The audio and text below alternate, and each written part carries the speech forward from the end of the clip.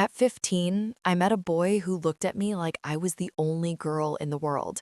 Warm eyes, easy smile, the kind of boy who made you feel like the universe had been waiting to introduce you to each other. I was young, I was trusting, and I had absolutely no idea that the same boy who whispered forever to me under the bleachers at Westfield High would be the reason I ended up standing on a cold street at night, alone, terrified, with nothing but a plastic bag, $40, and a baby growing inside me that nobody wanted me to keep. My name is Serena Caldwell, and this is the story of how the worst night of my life became the first night of the only life worth living. But before I take you there, before I show you what happened the night my own father looked me in my eyes and told me I was no longer his daughter, do something for me right now. If this story touches you even a little, like and subscribe. Not for the numbers, for every girl who was ever thrown away and told she wasn't worth saving. And drop a comment right now telling me where you're watching from, so we know we're not out here alone. Now, let me take you back to where it all started. I grew up in a house that looked perfect from the outside. Large colonial home on Birchwood Lane, Charlotte, North Carolina. My father, Gerald Caldwell, civil engineer, 30 years of reputation, the kind of man other men straightened their posture around. My mother, Patricia, ran the household like a Sunday sermon, warm enough in public, precise enough at home. From the outside, we were immaculate. My brother, Marcus, was 4 years older, tall and confident, the son my father could present without explanation. Varsity basketball, good college, no trouble. He was the blueprint. Then there was me. Not rebellious, not wild, just quieter. More books than bleachers, more questions than answers, more feeling than my father knew what to do with. He loved me, I know he did, but I always sensed he loved me the way you love something fragile, carefully, from a slight distance, hoping it doesn't break in public. My mother showed love through control, what I wore, who I spent time with, what my future was supposed to look like.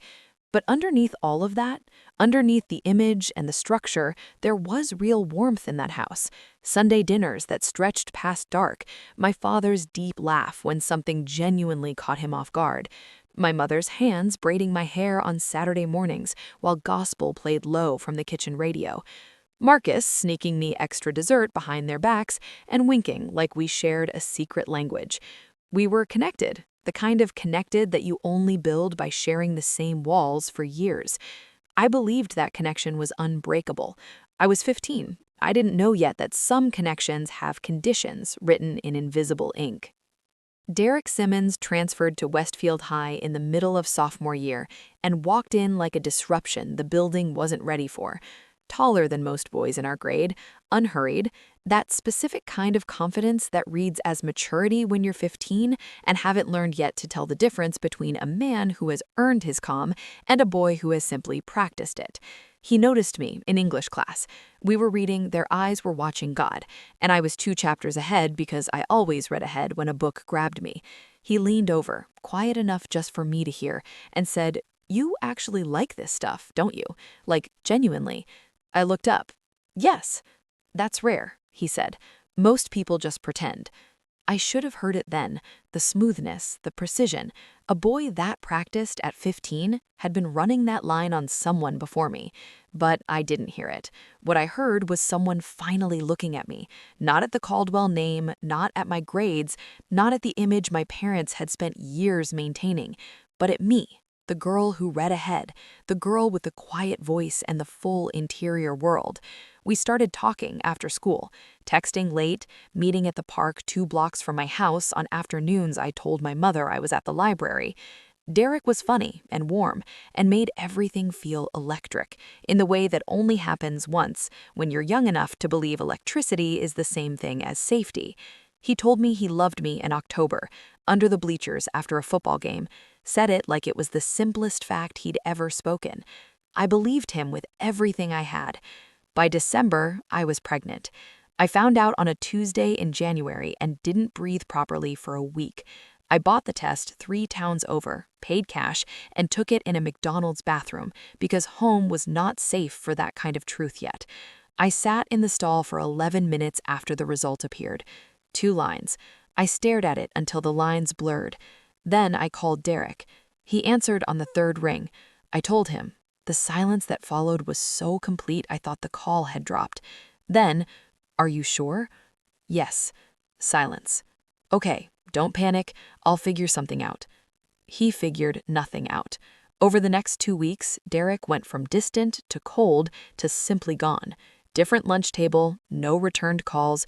When I finally cornered him in the hallway, heart hammering, hands trembling, because even then some part of me was still hoping, he looked at me like you look at a problem you've already decided not to solve. "Serena, flat, low. I'm 16, I can't do this." And he walked away. No guilt on his face, no grief, just that small irritation, like I had interrupted something important. Like the 4 months, the park, the bleachers, the forever, like none of it had ever happened at all. That was the first time I understood that some people say words they never intend to keep. It would not be the last. I told my mother on a Thursday evening while my father was still at work, sat at the kitchen table, said the words fast because I knew if I slowed down I would swallow them and never get them out again. My mother went completely still. She didn't cry, didn't yell. She just sat across from me and stared, like she was watching a version of her daughter she didn't recognize climb out of the one she thought she knew. Then, very quietly, "Your father cannot know." But my father came home early. I don't know what tipped him. Maybe something in the air, maybe my mother's face when he walked in, maybe the way I was sitting, too still, too careful, like someone bracing for impact. He looked at her, looked at me, and asked what was going on. She tried to redirect. He pressed, and the truth came apart in the room like something that had been holding itself together by sheer effort. Gerald Caldwell stood in the middle of his kitchen and looked at his 15-year-old daughter. He didn't explode. That almost would have been easier. What he did was worse. He went calm, the kind of calm that isn't peace, the kind that's calculation. "Who is this boy?" I told him. "Where is he now?" I told him Derek had walked away. Something moved behind my father's eyes then. I watched it happen. It wasn't grief for me. It wasn't fear for me. It was the rapid, silent math of a man calculating damage, how this would travel through the neighborhood, what his colleagues would say on Monday, what the people at church would whisper about the Caldwells. He said, "You have brought disgrace to this family." I looked at my mother, she looked at the table. I looked at Marcus in the doorway, he looked at the floor. My father told me that as long as I carried that child, I could not live in his house, that he would not allow the Caldwell name to be dragged through humiliation, that when I was ready to make a decision that protected the family, he meant give up the baby, I could come back. I said I would not give up my baby. He nodded once, like I had confirmed something he already knew. Marcus pressed $40 into my hand in the hallway, fast and quiet, while my parents weren't watching. He didn't meet my eyes. I don't know if it was shame or sorrow or both. I never asked him later. Some things you leave sealed. I walked out the front door of the house on Birchwood Lane with a plastic bag of clothes and $40. My father closed the door behind me. I stood on the porch for a moment, then I looked back at the window. He wasn't there. The first night I slept in the laundry room of an apartment complex 4 blocks from home, curled on a plastic chair with my bag across my chest, listening to machines tumble in the dark, telling myself this was temporary, this was not my life, this was just tonight. A woman named Miss Yvonne found me the next morning. Retired nurse, 60s, ground floor apartment. She took one look at me, pregnant, 15, red-eyed, and didn't ask a single question that would have made me feel worse. She brought me inside, made toast and scrambled eggs, and let me sit at her table for 2 hours without filling the silence. Miss Yvonne let me stay in her spare room for 3 weeks.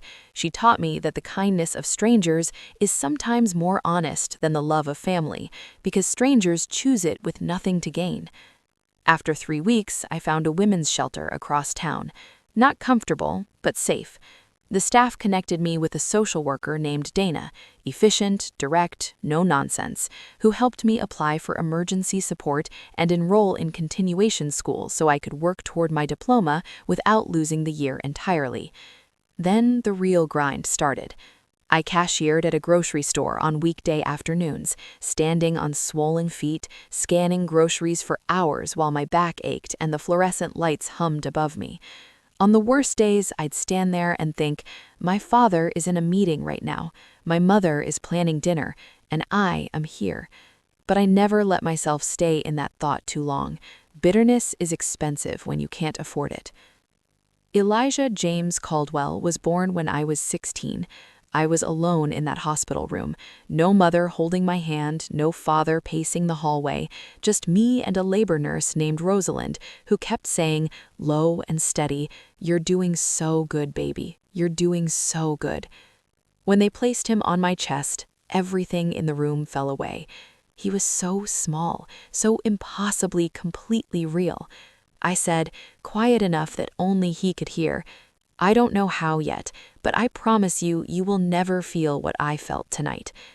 I got my GED at 17 while working and raising him, studying at the kitchen table of whatever room I was renting after Elijah went down. Some nights I fell asleep mid-chapter. Some nights I cried from exhaustion so deep it felt physical. But I got up every morning because he was going to wake up and look at me, and I refused to be someone he'd have to apologize for later. At 19, I got an entry-level bookkeeping job, not because I had credentials, but because the owner of a small accounting firm was retiring and needed someone desperate enough to learn fast. I was both. I took every free online course I could find. I studied on lunch breaks. I practiced on weekends. By 23, I had a certification. By 25, I had a modest apartment in a safer neighborhood, a used car that ran reliably enough, and a son who had decided he wanted to be an engineer. I used to pack Elijah's lunch with little notes tucked inside, not inspirational quotes, just ordinary things. "You were funny at dinner last night. I'm proud of you today." Because I knew what it felt like to be in a room where nobody said that, and I was determined he would never have to wonder. He won a citywide essay competition at 12. He ran student council in high school. He graduated with honors. Georgia Tech offered him a full merit scholarship at 18. When that letter arrived, I sat in our kitchen and cried for 40 minutes straight. Not from sadness, from the specific, overwhelming relief of a promise kept. I had not thought about Derek Simmons in years when the news came back to me through an old classmate who still followed the gossip from those days. Apparently, Derek had never learned to stop being 16. After leaving Westfield, he'd moved through cities, Atlanta, Houston, Memphis, always arriving with a fresh story and a new woman foolish enough to trust the easy smile. He fathered 2 other children he never supported, 2 women who raised his kids alone while he moved on to the next clean start. In his early 30s, he found a bigger game. He started presenting himself as a financial advisor. No real credentials, just enough confidence to fill a room. He called it an investment opportunity and targeted working families, church communities, people who saved carefully and trusted slowly and could not afford to lose what they handed him. He collected hundreds of thousands of dollars in promised returns that never existed, built a lifestyle on it.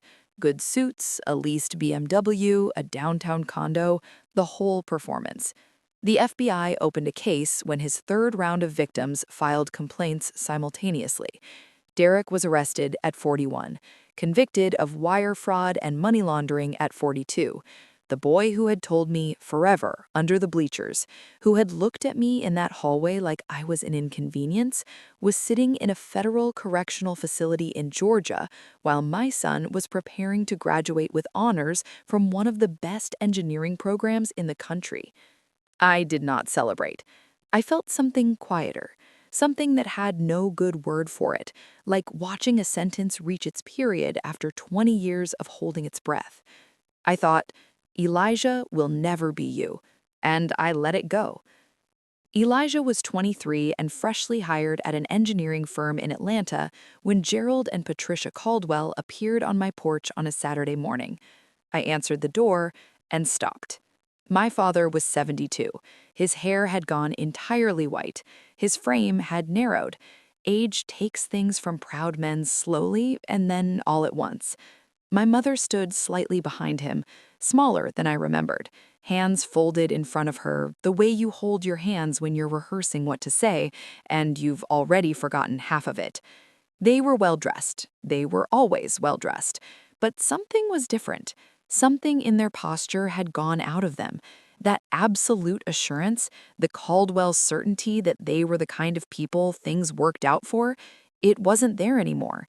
In its place was something I recognized: need. My father said, "Serena." I said nothing. My mother said, "May we come in?" I looked at them for a long moment, long enough that my mother's eyes started to glisten, long enough for my father to shift his weight. Then I stepped aside. They sat in my living room and told me everything. My father's business had taken serious losses: bad investments, a lawsuit from a former partner, years of financial pressure they had absorbed quietly until they couldn't anymore. They had sold the house on Birchwood Lane. Marcus was across the country, his own family, his own pressures. They were not in ruin, but they were no longer untouchable. And they had heard, through the network of people who always carry news, that Serena Caldwell's son was doing very well. My mother began with how much they had thought about me, how the years had changed things, how a person looks back differently when enough time has passed. My father said the word regret once, wrapped so carefully inside a longer sentence that it barely registered as an apology. And then my mother said with practiced gentleness that they would so love to meet their grandson. The room went quiet. I looked at my father, really looked at him, this man who had stood in his kitchen and said, "You have brought disgrace to this family," who had calculated the math of his reputation while his 15-year-old daughter sat at his table, terrified and alone, who had watched me walk out his door with a plastic bag and never looked through the window. I looked at my mother, who had said nothing then, and very little since. And then I said, calm, the way you can only be calm when you have nothing left to lose and nothing left to prove, "You don't have a grandson." Silence. My mother blinked. Once, twice, like the words had arrived in a language she needed a moment to translate. Nobody spoke. The clock in my hallway ticked. My father's jaw shifted, that old reflex, the one that always came before he reasserted control over a room. But he didn't speak either, because something in my face told him that what came next was not going to be what he had planned for. "Elijah is my son," I said. "He was mine on every night I worked a double shift when he was running a fever and I couldn't afford to call in. He was mine in every school meeting no one else attended. He was mine at every birthday I built out of nothing because nothing was what I had. You were not there for a single breath of the person he became. He does not know you." A beat. "And you do not get to walk into the life I built, that I built from the ground up alone, and claim something from it because yours has gotten harder." My mother's chin began to tremble. My father said, very quietly, "We made a mistake."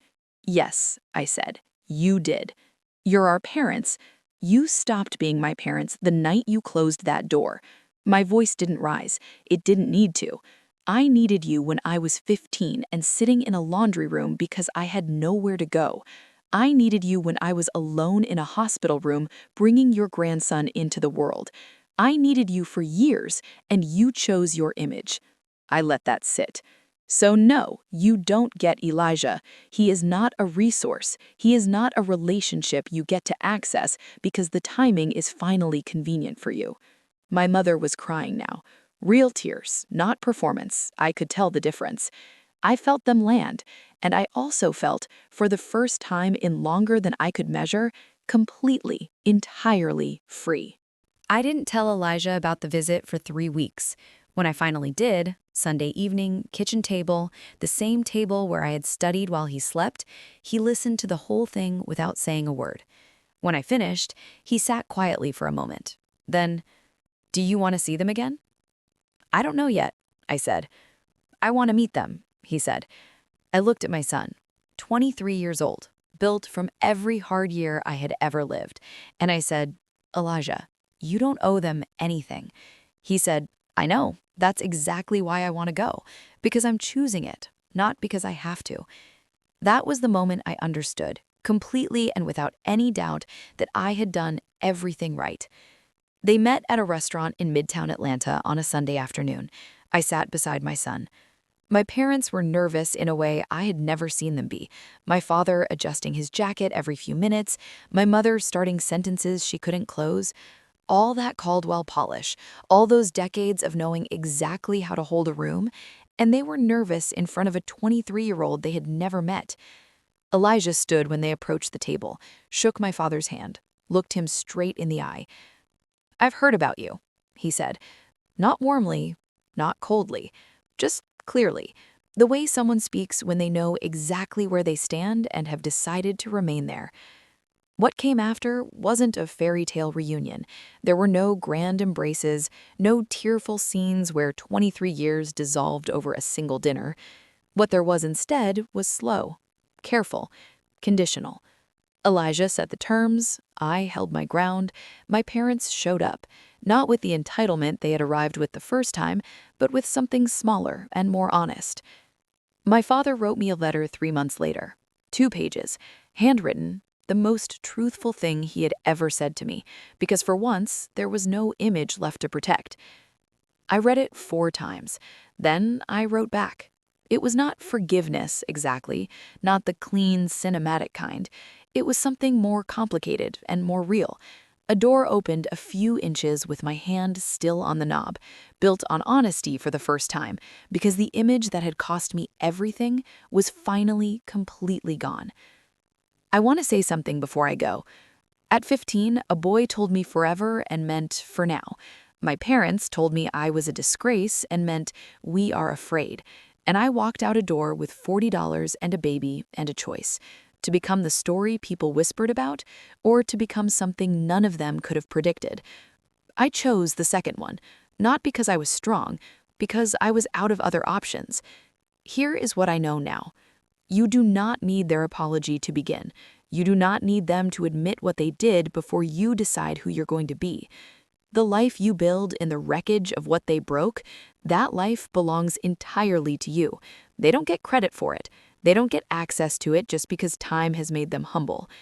Elijah is not proof that I survived. He is proof that I built. And if someone threw you away, if someone closed a door on you and didn't look through the window, I need you to hear this. They were wrong about you. Build anyway. At 15, I stood on a porch in the dark with nothing. Today, I sat at a dinner table and watched my son, the one they told me to give up, shake my father's hand and own the room. That is the story I needed to tell. If it stayed with you, leave a comment. Tell me which part hit hardest. Tell me what you would have done. Tell me where you're watching from. And if you want more stories like this, subscribe and come back Thursday, because the next one is already waiting. And I promise you, you don't want to miss it.